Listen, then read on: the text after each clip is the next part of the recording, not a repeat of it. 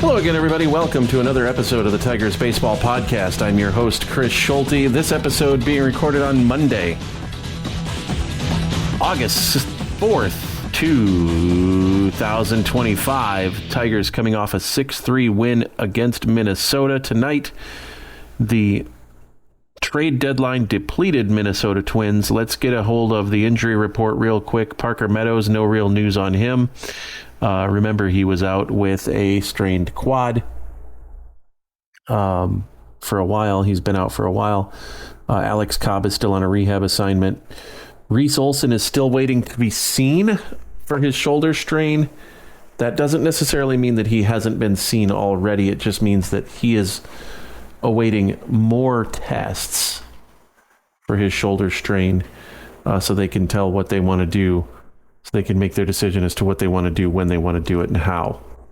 So that's not necessarily bad news, but it ain't perfect news for the big right-hander from Georgia. Sawyer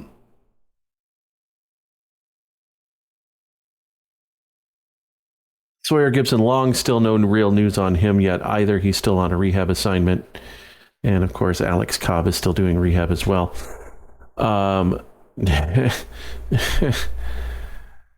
So the trade deadline was interesting for the Tigers. They got 3 relievers and 4 relievers really, and a starting pitcher. Well, 2 starting pitchers. They picked up Chris Paddock last week. That was actually on, I want to say it was on Saturday. The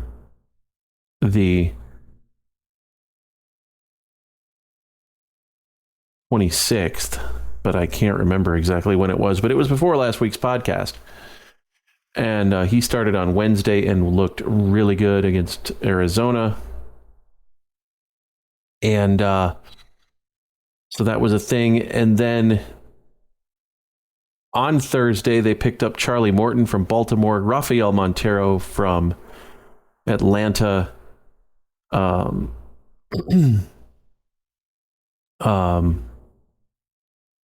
Kyle Finnegan, who I had lobbied for last offseason. They got him anyway at the trade deadline. And Paul Sewald from Cleveland. Now, I didn't know until the Tigers actually did this. I did not know that you could trade for injured players, because Paul Sewald is on the injured list. He's out until September. And I'm kind of curious.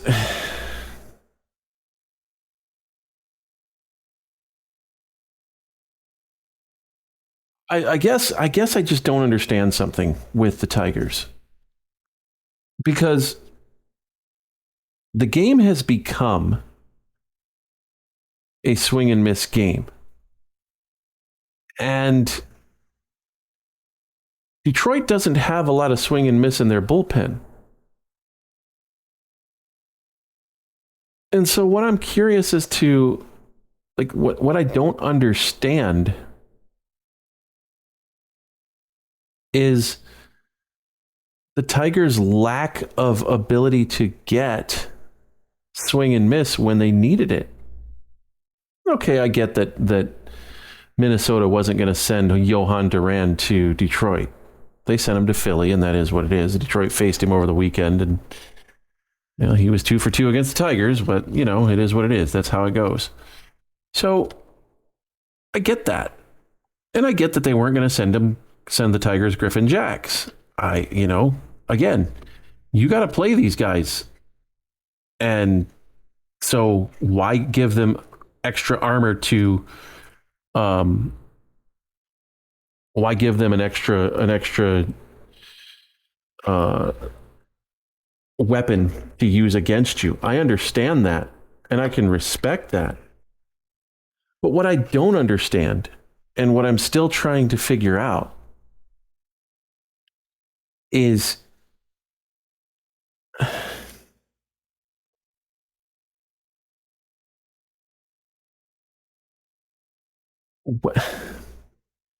why couldn't you go and get a David Bednar?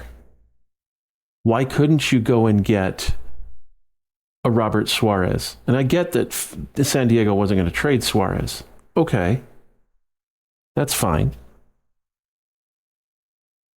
But you could have there were other guys out there who had swing and miss potential. And you didn't get them. So I'm wondering where Scott Harris's mindset was. If in his opinion the asking price was too high, or if he just didn't want to put the prospects forward to get these guys. Like, I don't understand. And he's never going to explain it to me because I'm just a lowly guy with a podcast that has like 6 people that listen to it. So, whatever. He doesn't care. But I don't get why he couldn't put forth more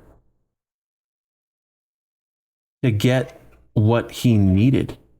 You need swing and miss in the bullpen. You don't have it right now. You just don't. They don't have anybody that's gonna get. They got a couple guys, but they really need more. They've been exposed in 2 ways. Number one, they've been exposed because they can't hit spin. They don't have anybody that does well against spin. And you're going to need that in the postseason. And they've been exposed because they don't have swing and miss in the bullpen. They've got contact guys in the bullpen. And when a guy comes in and there's 2 on in the bottom of the 8th, or in the top of the 8th, no, the bottom of the 8th, I'm sorry. If you're on the road and there's 2 on in the bottom of the 8th, it's second and third and 1 out, and you need a strikeout, Detroit doesn't have a guy to do that. They just don't. Will Vest is good, but he doesn't strike out a lot of guys. He strikes out his fair share, but there's better guys out there. Metrically, there's better guys out there. Why didn't you go get one of those guys? Why did you sit on your hands? Oh, well, they didn't want to trade Max Clark. All right. Oh, well, they didn't want to trade Kevin McGonigal. Okay. Oh, they didn't want to trade Bryce Raynard. All right. Oh, well, they didn't want to trade Josue Briseño. Okay. Oh, well, they didn't want to trade Tyron Lorenzo. Okay. So what you're telling me is those guys 4 or 5 years down the road are going to give you the swing and miss that you need today?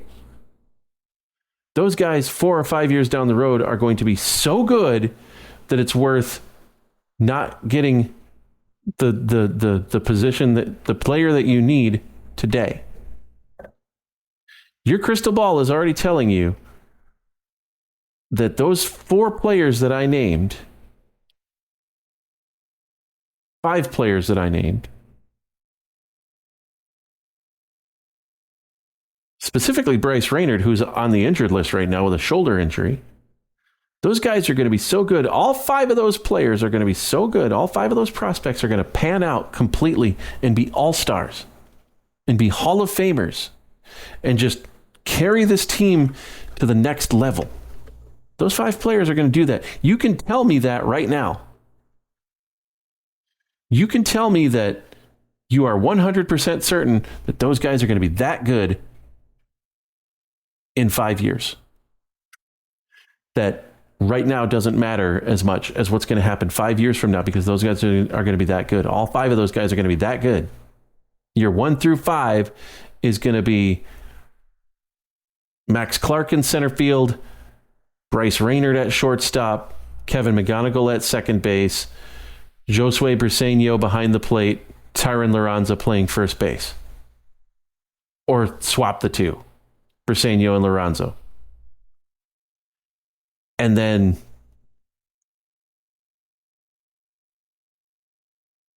you'll build around that starting 5. to establish your lineup. You're going to tell me that? Because if that's the case,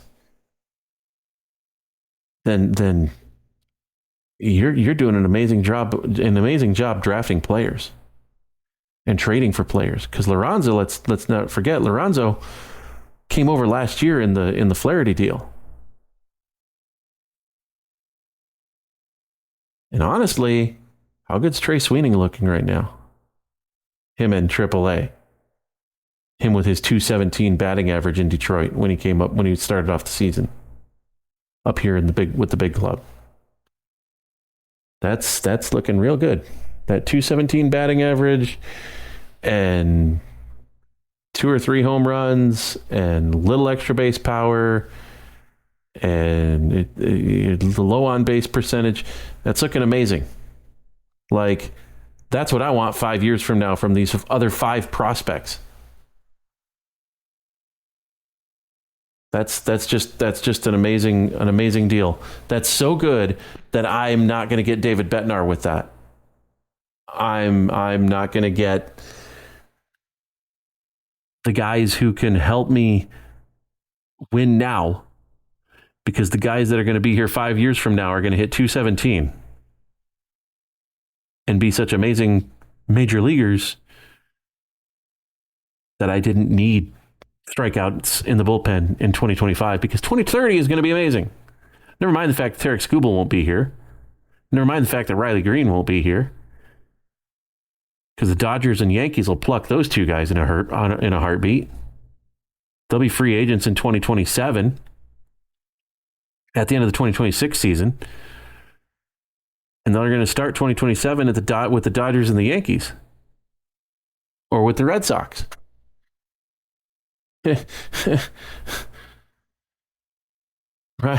Riley Green gets to bat behind Alex Bregman, just not in Detroit. He'll do it in 2027 when it's the last year of Alex Bregman's contract with Boston, and Riley Green is starting his new free agent deal in a Red Sox uniform because Chris Ilitch didn't sign him.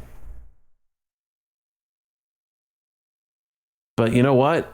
2030 is going to be a great year with all these prospects that they couldn't get rid of because they didn't need swing and miss in the bullpen in 2025. Have a chance to win a World Series right now. But you couldn't do what you needed to do. I knew they weren't going to get a bat. I knew they weren't going to get Eugenio Suarez. I told you guys they weren't going to get Eugenio Suarez. I didn't think they would. I didn't think Carlos Correa was even available. I was kind of surprised when Minnesota traded him. I knew they weren't going to get a right-handed bat, because there really wasn't one out there that could have helped them right now, outside of Eugenio Suarez. And they just weren't going to get him.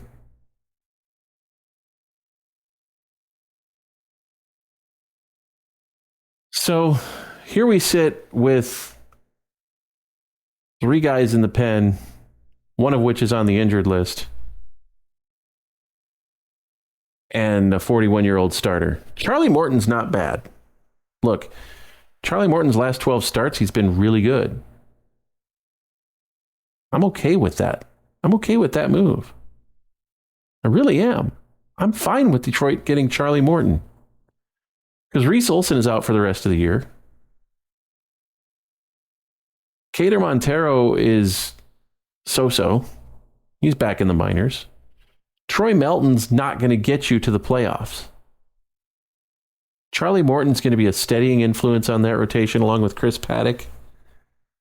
They're veteran guys. They're going to help that rotation. I'm okay with that. What I'm not okay with is what they didn't do in the bullpen.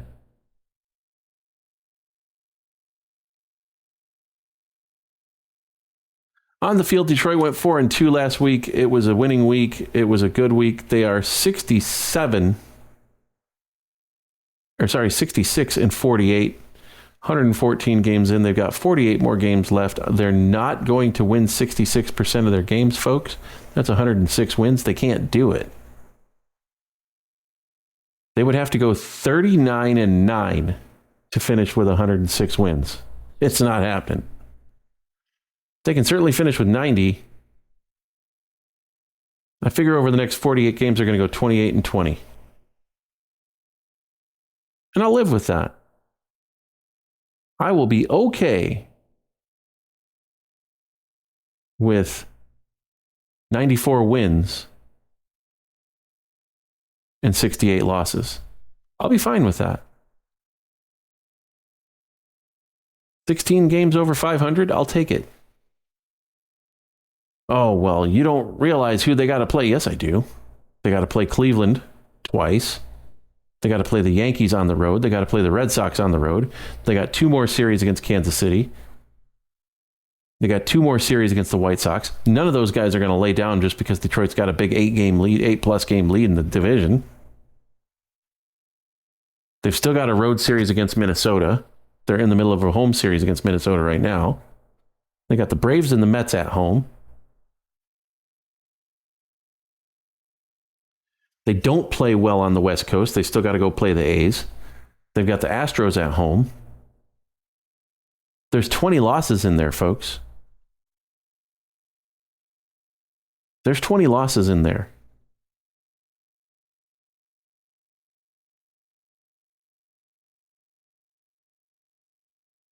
And I really don't think they're going to win much more than 28 more games.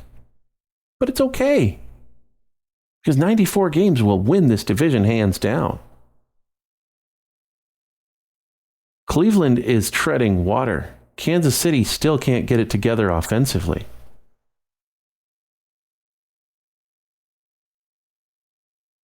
And Minnesota's traded away everybody. So, yeah, they're going to be fine. But let's put realistic expectations on this team.